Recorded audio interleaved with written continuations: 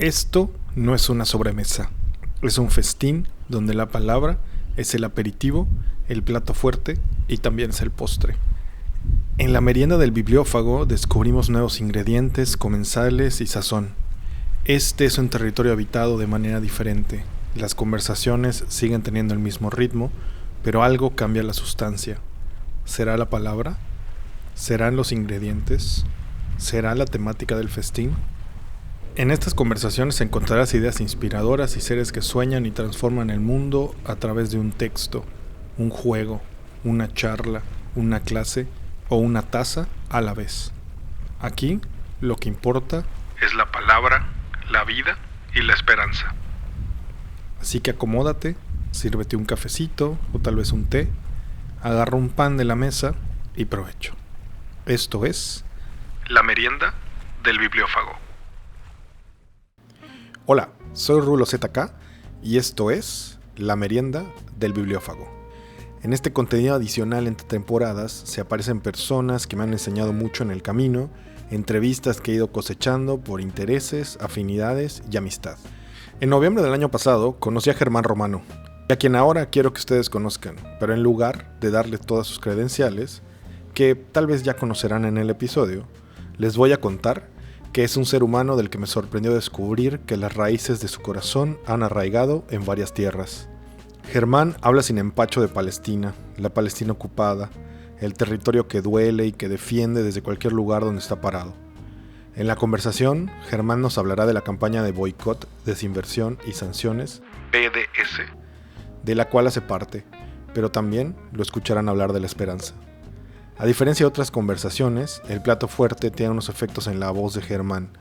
Traté de hacer unos énfasis que espero ayuden a quien escuche este episodio a entender mejor los conceptos de los que está hablando. Les aviso para que no les agarre por sorpresa. Germán es todo corazón y muchas risas. A pesar de hablar de temas que duelen profundamente, la conversación la conducimos con mucha familiaridad. Tanto que al terminar la entrevista sentí que tenía un nuevo amigo. Ahí, del río hasta el mar, se beben muchos brebajes interesantísimos que han visitado nuestras tierras y tal vez todos nuestros paladares. Pero para este episodio de la merienda del bibliófago, les voy a pedir que se tomen un largo aliento con un alimento frugal. Un vaso de agua fresca y pan pita árabe. Acompañemos esta merienda como lo harían en territorio palestino. Les dejo con el siguiente comensal y ahí me cuentan qué comieron.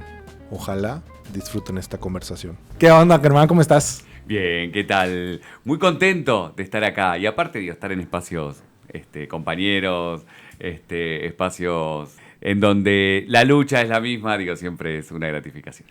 Pues bienvenido aquí a la cabina de Radio Ecológica 92.5 FM, La Voz del Mayab. Germán, cuéntanos quién eres y qué haces por aquí en Mérida, Yucatán, con ese acento tan lejano y distante. Tal cual. Bueno, es una gran pregunta. Y antes mencionabas algo de la identidad, que seguramente lo retomemos en el transcurso de esta charla. Bueno, mi nombre es Germán Romano. Hace muchos años escribía para medios comunitarios, medios populares, sobre la situación en Palestina. Entonces, en su momento fue, bueno, tengo que ir a conocer lo que está pasando en Palestina. Y luego de conocer la situación en Palestina fue, no puedo solo escribir. Y entonces, a partir de ahí, formamos junto con un grupo de compañeras y de compañeros una organización que se llama, sigue estando, Jóvenes con Palestina. Así que imagínate el tiempo. Y bueno, a partir de ahí decidimos hacer acciones en solidaridad con Palestina, particularmente acciones concretas de boicot, desinversión y sanciones. Y bueno, estoy aquí en Mérida acompañando todos los procesos de solidaridad con Palestina que vienen haciendo y viendo también cómo se pueden acompañar también las campañas de boicot, desinversión y sanciones. ¿Hace cuánto que estuviste en Palestina? Bueno, mira, el 2000, lo referencio por acciones de BDS. En el 2018 hicimos el encuentro y se logró que la selección masculina de fútbol de Argentina cancele un partido. Eso fue 2018. Así que ahí ya venía, fue 2016, 2015, habrá sido 2014, 2015 aproximadamente. O sea, más de 10 años de tu... Sí. ¿Has ido varias veces? No, fui esa vez y creo que sería difícil, porque digo, también para quienes nos están escuchando, no es que Palestina es un país que vos llegás al aeropuerto, te bajás al aeropuerto, te reciben tus amigas y tus amigos palestinos, sino que es un territorio ocupado y para ingresar a Palestina, bueno, después vamos a conversar sobre lo que está pasando ahora en Gaza, pero en su momento Gaza estaba literalmente cerrada, la cárcel a cielo abierto más grande del mundo, y para ingresar a Cisjordania sí o sí tenés que pasar por los controles militares israelíes. Entonces, bueno, el BDS, te imaginarás que no está muy bien visto para el genocidio de Israel. Entonces, digo, haciendo campañas BDS fue, bueno, sé que no voy a poder visitar Palestina por un tiempo, pero bueno, estamos ahí siempre en contacto con compañeras y compañeros. Cuéntanos un poquito más de qué implicaría si quisieses ir. Yo sé que probablemente es difícil que vayas a poder que suceda, pero creo que también es importante, como a la distancia, poder percibir todas estas prácticas del Estado ilegítimo de Israel que evitan que una persona pueda entrar libremente a territorio palestino. Sí, primero mencionar el pueblo palestino. Hay una parte del pueblo palestino que son personas refugiadas que están en otros países, ¿no? Son más de 6 millones. Luego está el pueblo palestino que está en territorio palestino semicontrolado por organizaciones palestinas. Y luego hay una parte de la población palestina que está en lo que se llama Israel, que hay un sistema de segregación racial en donde no tienen los mismos derechos el pueblo palestino que está en ese territorio que el pueblo israelí. Y no pueden, por ejemplo, levantar la bandera porque es ilegal tener una bandera palestina. Esto es como que aquí en México sea ilegal tener una bandera de cualquier otro país. Bueno, entonces digo, este es el contexto, ¿no? Entonces digo, partiendo de la ilegalidad de una bandera palestina, el movimiento de la sociedad civil palestina de acciones no violentas, de boicot, desinversión y sanciones, está prohibido dentro de Israel. Entonces, bueno, si a las personas que son activistas del BDS, automáticamente cuando intentan ingresar, obviamente hay un control y después cárcel y deportación. O sea, tú estás prohibido.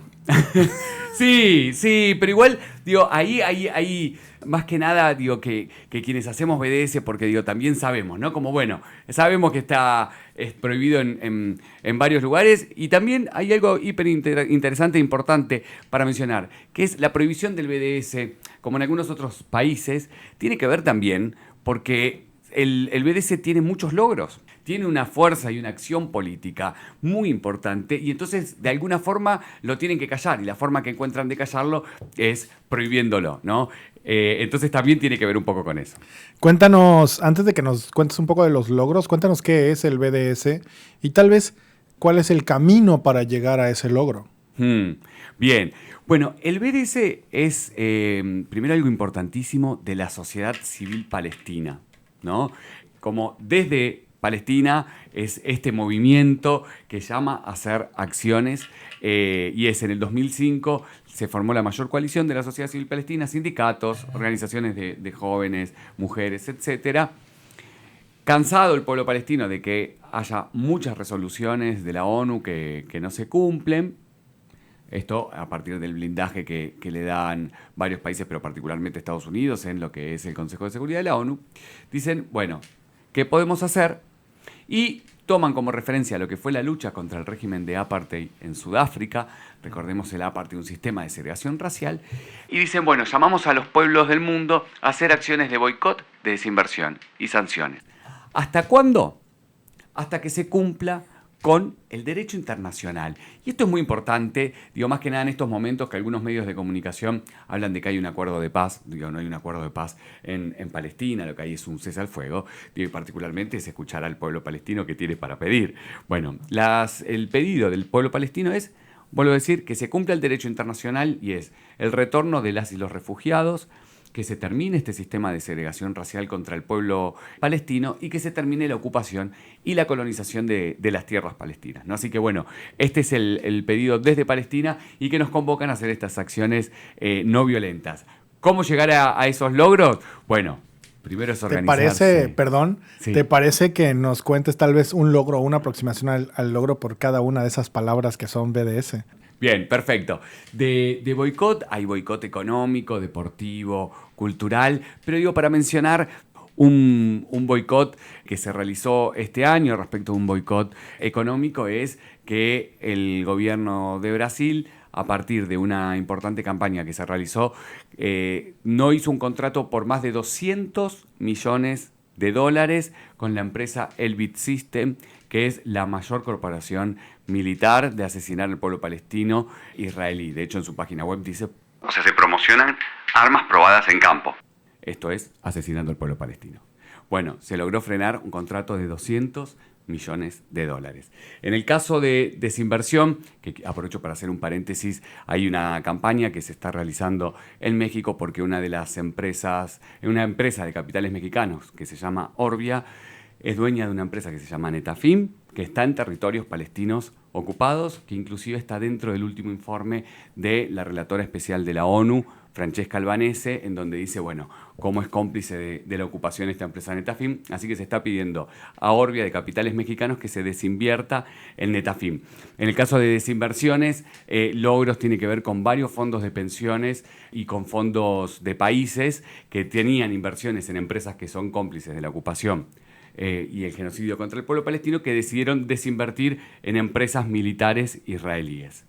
Y en el caso de sanciones tenemos un ejemplo de este año que tiene que ver cómo, por ejemplo, en Colombia el gobierno decretó el embargo energético total, que es que Colombia deja de exportar carbón a Israel. Así que esos son 3 ejemplos.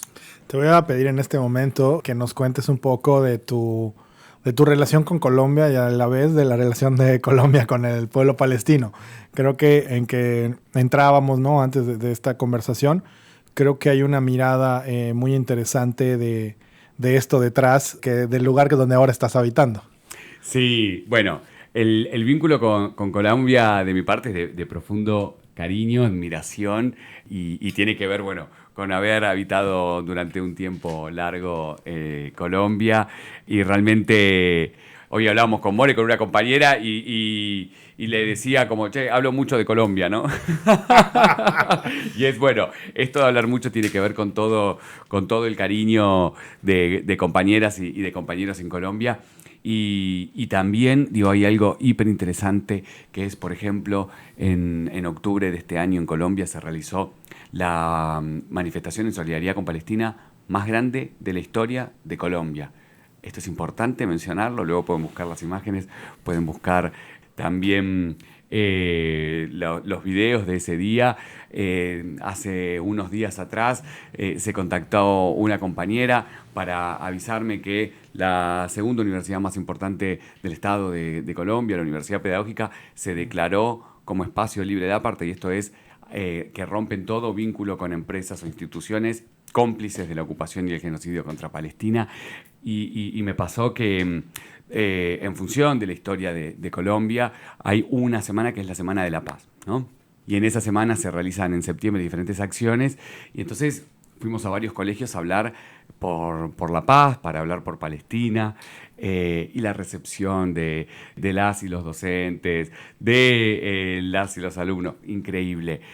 Así que digo, tengo ese vínculo de mucho cariño, de muchas acciones políticas y también el pueblo colombiano cómo está haciendo y exigiendo acciones concretas de solidaridad con Palestina, cómo se vienen declarando cada vez más organizaciones, espacios libres de aparte, y lo del embargo energético del carbón, que fue hiper interesante.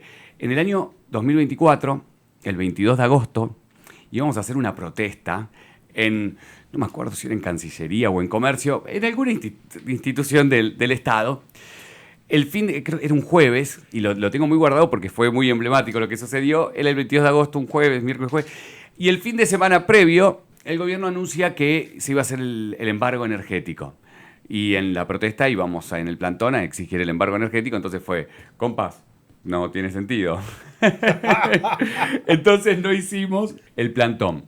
Sucedió que el decreto de embargo energético tenía excepciones, ¿no? Como, no se exporta carbón, pero sí en estas condiciones. Entonces, todavía se seguía exportando el 50% del carbón.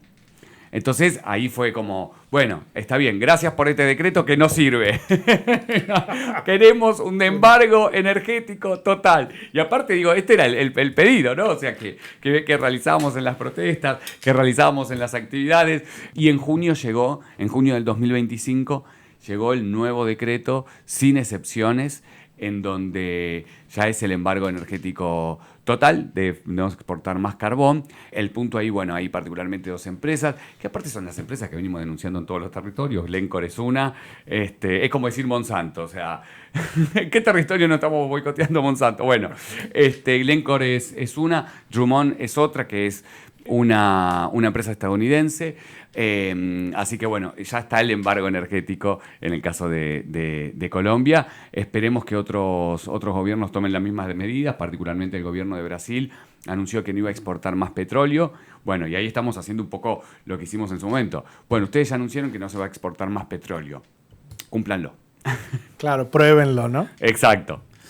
Oye, y me gustaría saber un poco esta parte de la que me decías de la relación del pueblo palestino con Occidente en general. Sí, bueno, que de hecho pasó, teníamos ahí una conversación con compañeras y con compañeros de Colombia, y yo les mencionaba, digo, cuál es la perspectiva desde la sociedad civil palestina respecto de los gobiernos en Occidente, o sea, qué gobierno sienten cercano y qué gobierno no sienten cercano, ¿no? Porque digo, hay algo que es, por ejemplo, y que viene solicitando la sociedad civil palestina, que son sanciones concretas. Porque acá hay algo fundamental, que es la Asamblea General de la ONU en el año 2024 aprobaron una resolución en donde exigían que Israel se retire de los territorios palestinos ocupados con un plazo de 1 año, porque si no iba a haber sanciones. Pasó el año, se hizo la nueva asamblea. Bueno, y no todos los países están haciendo sanciones concretas y efectivas. Entonces, cuando se ve cuáles son gobiernos que están haciendo sanciones efectivas, particularmente, digo, inclusive está confirmado, digo que ha sido todo también por la presión popular. Es decir, el gobierno de España, por ejemplo, anunció un embargo militar. Lo anunciaron 6 veces. O sea, y era como, porque encima el anuncio era, bien, listo, se logró. No se implementaba, porque lo tenían que hacer por una ley. Lo anunciaban. Bueno, fueron varios anuncios, no sé si específicamente 6, pero fueron varios. Y entonces la presión popular era, por favor, que se haga efectivo. Entonces, digo, hay un punto ahí que es, bueno, los anuncios y los cumplimientos de parte de que hubo con el carbón del gobierno de Colombia, el pedido de visa también, porque hay un punto de una campaña que es no queremos genocidas en nuestros territorios, ¿no? Entonces, bueno, Colombia le puso visa, a la gente que visita Israel. Bueno, una serie de pedidos que se vienen realizando, que eso es posible por la presión popular, ¿no? Pues te voy a contar un chisme. Ahora Sí. que estás diciendo eso, que tal vez More sepa algo de este chisme o le voy a actualizar algo. Y es que como parte de la acción que uno hace a nivel individual, que hacia ahí quiero ir como orientando el final de la conversación, todavía falta un poquito para eso, pues yo mandé unos mensajes a antiguos activistas que ahora son funcionarios públicos, ¿no? Le contaba con unas cervecitas a More, ¿no? Y entonces, ¿Para los mensajes los enviaste con unas cervecitas o No. lo conversabas con la compañera? La conversé con la compañera y pues yo esperaba al menos una respuesta, ¿no? O sea, como que les dije, ok, su partido aquí en México, Morena, ¿no? El movimiento que tiene pues el poder político más amplio, se declararon hasta hace relativamente poco en contra de genocidio porque salió la presidenta a decirlo. Pero ajá, ¿no? O sea, discurso chido. Muchas gracias por tu discurso, como Pedro Sánchez anunciando 6 veces. Pero ¿qué haces más allá del discurso, no? Y un poco mi pregunta era a nivel privado, ¿no? Es decir, les decía como, oye, ok, gracias. Además de pedir, de nombrarlo como genocidio, ¿qué más has hecho tú como parte de este movimiento y como funcionario público electo de manera popular para exigirle a tu movimiento que se hagan más cosas, ¿no? Que no sea suficiente. Y uno de los casos, estuvo muy bonito el silencio, y en otro de los casos, después de pedirme disculpas, y la verdad, él me contestó medianamente formal, pero sí me dijo como no, pero pues el genocidio sí estamos diciendo que es genocidio y estamos en línea con lo que dice la presidenta de México. Sí, pero ¿qué más, no? Y al final yo le dejaba un mensaje como, gracias por contestarme, pero sí necesito que hagas más. No es suficiente que solo nombremos después de que tanta gente ya fue asesinada, ¿no? Con unos números que además, la verdad, a mí me desespera mucho el tema de los números porque no sabemos en realidad. Si te informa el asesino, pues no sabes en realidad, ¿no? Entonces, pensaba en eso, ¿no? Como en el caminar más individual, que pedirle a los funcionarios públicos, que además no son cualquier funcionario público, sino que los conozco personalmente desde hace muchos años, y que no estén dispuestos siquiera en privado a decir, quisiéramos hacer más, ¿no? Y creo que ahí es donde entra la intencionalidad de que las presiones tienen que ser más públicas, tienen que ser más amplias y tienen que ser más recurrentes. No sé cómo lo ves tú. Bueno, ahí hay algo importantísimo que es desde el pueblo, desde cómo se solicita acciones concretas, ¿no? De hecho, por ejemplo, cuando hablamos de embargo energético, lo que mencionábamos antes es embargo energético total. Cuando hablamos de embargo militar es embargo bilateral total, que es no comprar ni vender ningún tipo de arma. Después también la solicitud de que los gobiernos den de baja los tratados de libre comercio, porque no hay nada que negociar ni nada que comerciar con un genocida. Y México, Mercosur, Colombia, Guatemala en pleno genocidio televisado en vivo contra el pueblo palestino firmó un tratado de libre comercio con Israel. Entonces, bueno, estamos solicitando que se den de baja esos tratados de libre comercio. Y siguiendo de la región, el gobierno de Chile anunció que no iba a hacer nuevos contratos militares y entonces fue, gracias, pero por favor den de baja los que tienen. Entonces hay un punto ahí que es cómo hacemos también esa presión, digo, el hecho de que haya un anuncio respecto del reconocimiento de un genocidio contra el pueblo palestino. Bueno, es ese reconocimiento importante porque hay una cuestión legal, inclusive, y esto es fundamental mencionarlo, no solo es una cuestión de solidaridad con el pueblo palestino, no solo es una cuestión de ética, sino que hoy es una cuestión legal imponer sanciones, ¿no? Entonces, bueno, el tema es cómo, desde qué lugar se solicita también a los diferentes gobiernos que hagan sanciones concretas, ¿no? Eso es muy importante. Y también cómo se construye, cuando es posible, ese diálogo, ¿no? Porque hace poco me decían en una entrevista aquí en México, como me hablaban de la complicidad, como que eran cómplices del gobierno de México. Digo, compa, si no podemos diferenciar el gobierno de Argentina de Milei, de Noboa de Ecuador, o el ilegítimo de Boluarte en Perú en su momento, respecto de otros gobiernos, digo, bueno, hay un tema, ¿no? Digo, si está la posibilidad de ese diálogo, bueno, cómo se pueden solicitar acciones concretas y bueno, y esa presión popular también llevarla a las calles, es decir, como eso es fundamental. Y cómo a los gobiernos locales también se les solicita que no compren a las empresas que están denunciadas por violaciones a los derechos humanos, ¿no? En ese sentido. Sí, fíjate que quisiera como ir perfilando hacia el cierre de la conversación, que nos contaras un poco especialmente cómo opera el tema de las armas, ¿no? Y de la capacitación que hace el gobierno de Israel con estados como México, ¿no? Sistemáticamente. Además estaba pensando mucho en un libro que leí hace poco en México que se llama Fabricación, de Ricardo Rafael, que es un caso, no sé si ubicas el caso, pero es un caso muy complejo en México. Y en parte del texto devela él que su investigación, que las personas que habían cometido ciertas violaciones de derechos humanos, ¿qué crees? Pues venían del Estado de Israel, ¿no? Y entonces eran parte del Mossad. Y entonces era como operaban aquí haciendo espionaje en México. Y digo, eso tal vez es todavía más complicado de interpretar, porque bueno, también las personas y empresas se mueven de una manera y estaban contratadas de manera privada, aparentemente, según la información que tuvimos en ese texto de Ricardo Rafael. Pero ¿cómo opera toda esta maquinaria de guerra, entre comillas, capacitando, pero también vendiendo? Y también, de alguna manera, cuando vendes armas, tienes la capacidad de coaccionar a quien te compra. Sí, totalmente. Bueno, pero antes de ir a lo particular sobre la formación de fuerzas represivas del Estado, de las armas y demás, es a un Estado ocupante y genocida. Si vos vas a hacer negocios, no le vas a comprar Nada que sea beneficioso para el pueblo mexicano.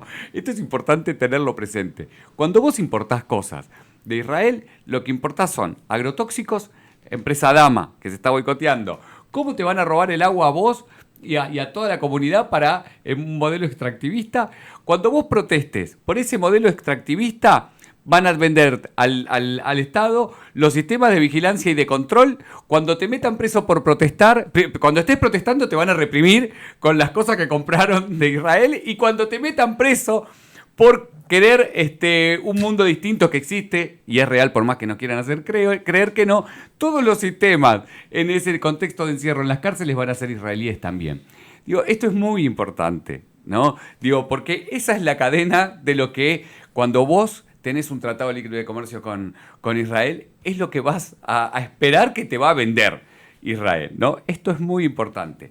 Y sobre el tema de las armas, ahora de toda esa cadena, ¿no? Como desde qué es lo que te va a vender y cómo después van a darle todas las herramientas al Estado para vigilarte, para espiarte y reprimirte y meterte preso. Hay un punto ahí que tiene que ver con, por ejemplo, las dictaduras en la región, que fueron terribles, tenían embargos militares por violaciones a los derechos humanos.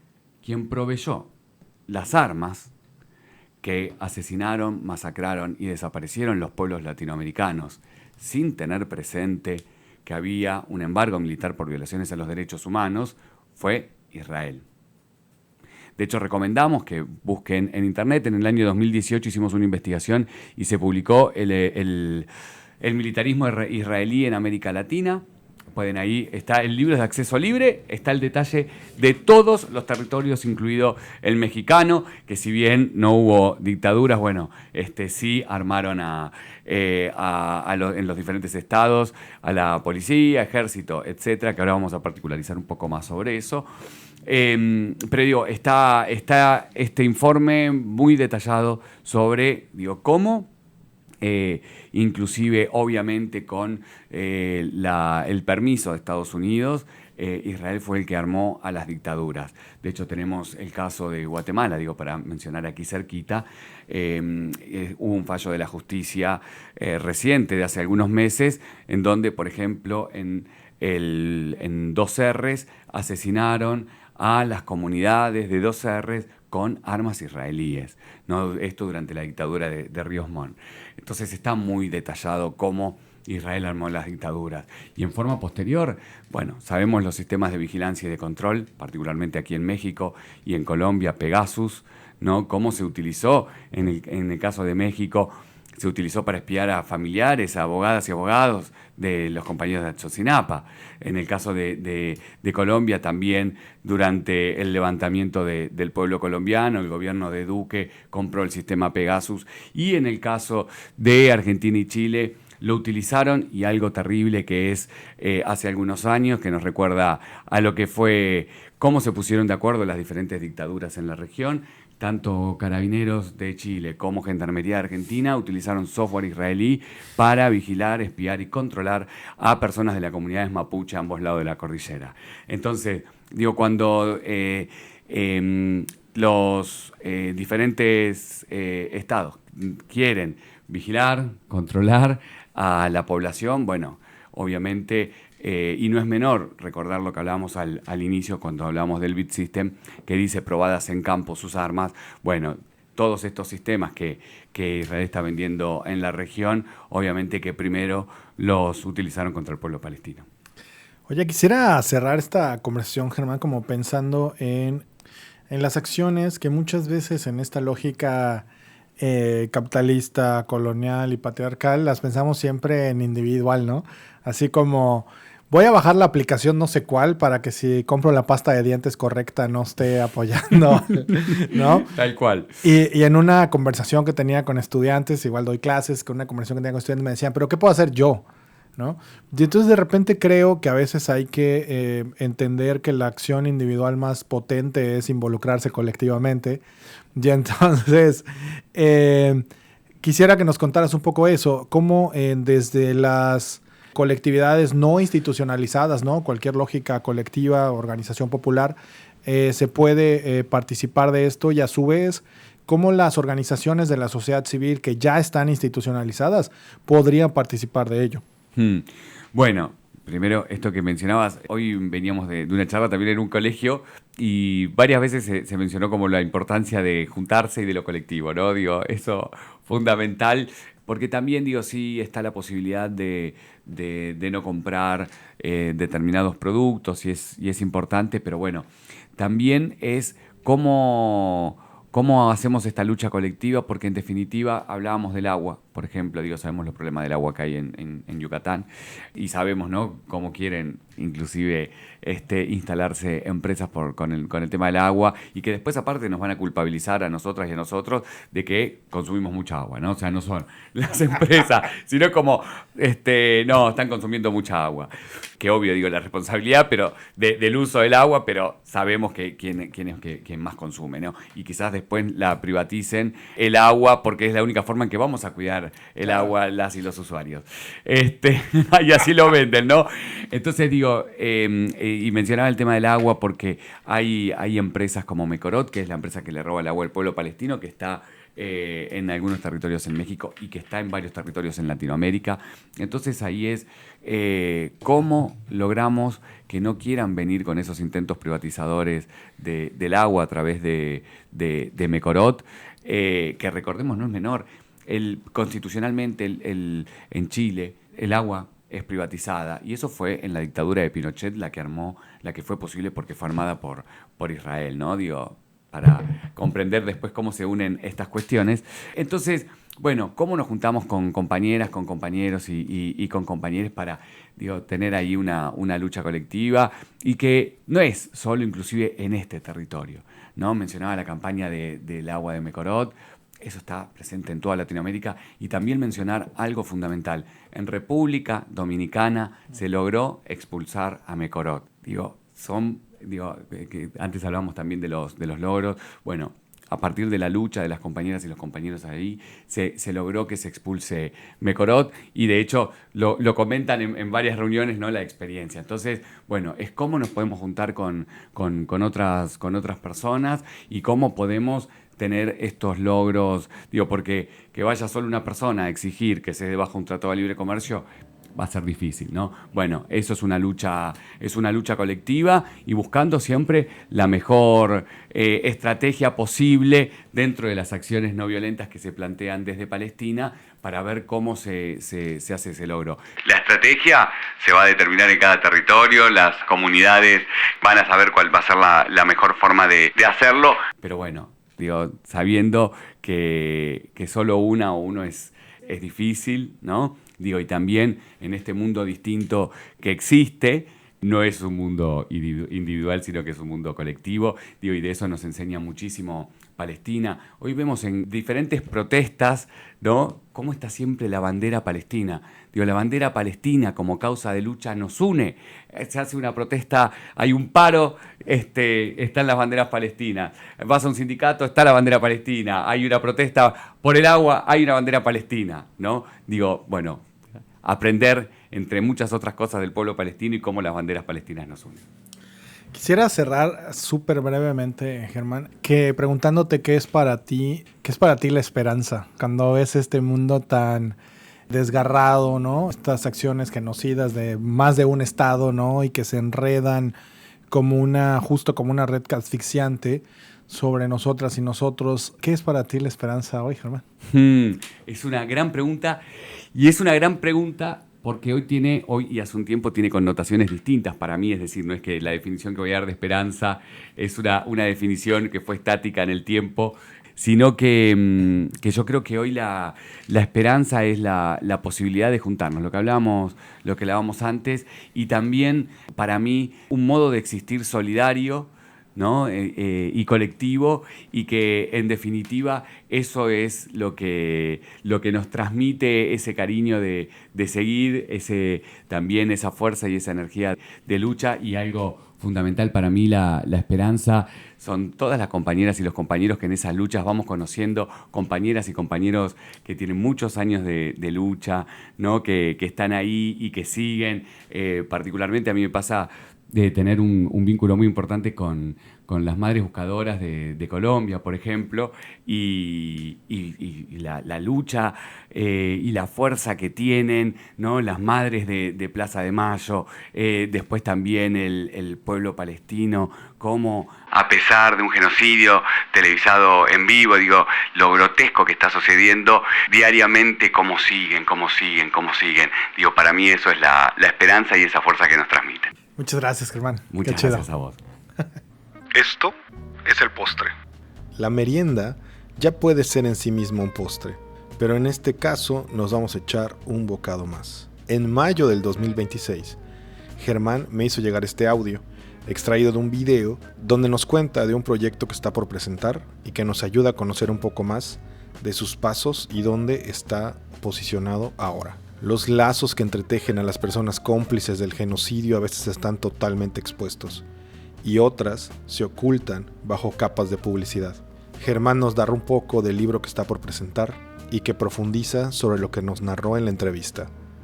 Si algo entendí de conversar con Germán Romano es que siempre nos va dejando pistas, esas que nos sirven para cuando perdemos la orientación y no sabemos en qué confiar.